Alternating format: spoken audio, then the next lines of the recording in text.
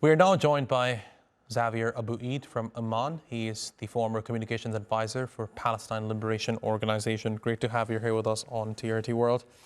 So, as we reported, more than 200 media workers have been killed in the Gaza Strip by Israel.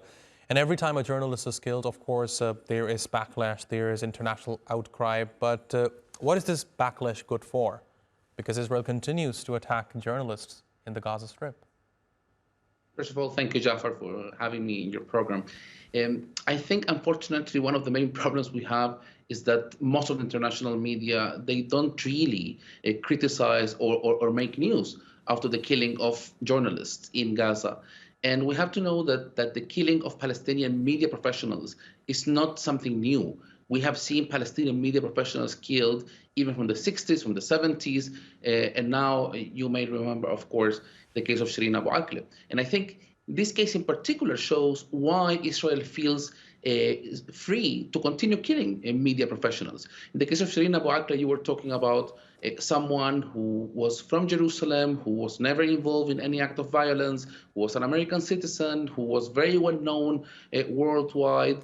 And still, the killer of Shireen Abu Akleh was granted impunity not just by the Israeli occupation, but also by Shireen's second government, which was the U.S. government. Therefore, this is one of the cases to help understand why Israel feels so allowed to keep doing this. Not, of course, not only against journalists, but we are now having to fear that journalists will continue being in the news, not the channel to get to the news. Xavier, what do you think is the solution to this problem? I mean, of course, more and more journalists are being killed in the Gaza Strip since Israel launched its brutal onslaught on the 7th of October.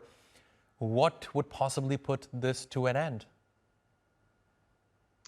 Jafar, I think it's important to understand that for Israel, all are Palestinians. And there is no difference between someone who is a doctor, someone who is a journalist, or someone who's just a regular citizen. So what's needed is to enforce the ceasefire that was agreed upon and that was violated by the Israeli occupation. That should be the first step.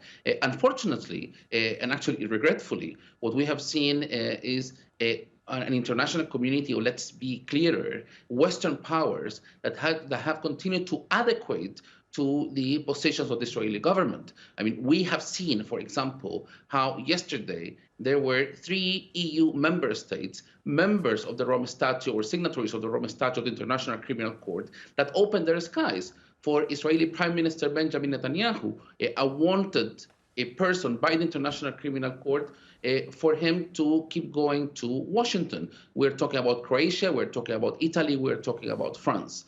Now, when Palestinians see those kind of cooperation and implicit complicity with someone who's wanted by international justice, then the message to Palestinians is basically this is going to continue. And the message to Israel is there is a green light here. Unfortunately, I don't see that this green light is going to stop, at least in the short and midterm. And I think journalists also have a role to play here. So, as someone who is a former communication advisor, what would be your message to journalists across the world in the wake of ongoing killings of journalists in the Gaza Strip? Jafar, my experience with journalists on the ground, especially those working in Palestine, is that they know very well what's happening. But many times they are intimidated. Remember that even to be in the occupied West Bank, those journalists need of Israeli permits, they need of Israeli visas. So Israel has utter control over who can enter and who can exit, and let alone what you were saying in introduction, the fact that no foreign media has been allowed into Gaza. I was just making a comment to a friend of mine when I was watching your correspondent, Ashraf from Gaza, that I feel extremely scared when I see those courageous journalists and what's going to happen to them or what may happen to them. So I think journalists worldwide should start treating Palestinians as their colleagues. Palestinian journalists are their colleagues. They are not less of journalists because they are Palestinians. And what's happening to Palestinian journalists, and this green light that has been given, once again, I want to emphasize on this point, this green light that has been given to the Israeli occupation to continue with this genocidal war against the Palestinian people is going to affect journalists elsewhere, just like the idea of annexation of occupied territory will affect other cases, just like the idea of ethnic cleansing in Palestine is also going to affect and eventually totally undermine the idea of a rules-based international order. That's Xavier Abu Eid.